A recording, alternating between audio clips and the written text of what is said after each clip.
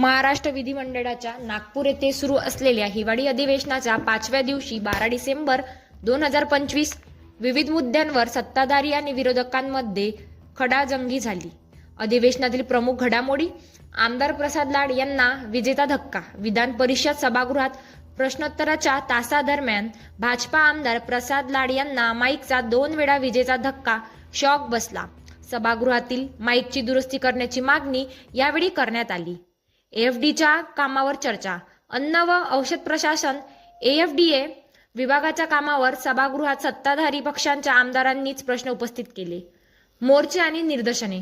विविध मागण्यांसाठी विशेषतः विद्यार्थी निवडणुका पुन्हा सुरू करणे आणि नोकऱ्यांची मागणी यासारख्या मुद्द्यांवर 2 मोर्चे नागपुरात धडकले, ज्यामुळे शहरात तणावाचे वातावरण होते.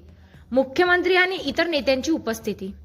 मुख्यमंत्री देवेंद्र फडणवीस आणि इतर प्रमुख नेते विधान भवनात उपस्थित होते. विधेयक पारित. महसूल विभागातील प्रलंबित 13,000हून अधिक प्रकरणे जलद गतीने निकाल काढण्यासाठी 90 दिवसांचा नियम असलेले विधेयक विधानसभेत एकमताने मंजूर करण्यात आले. आरएस न्यूज सक्षम.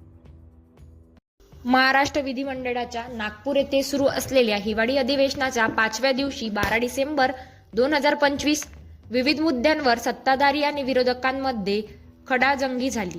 अधिवेशनातील प्रमुख घडामोडी: आमदार प्रसाद लाड यांना विजेचा धक्का. विधान परिषद सभागृहात प्रश्नोत्तराच्या तासात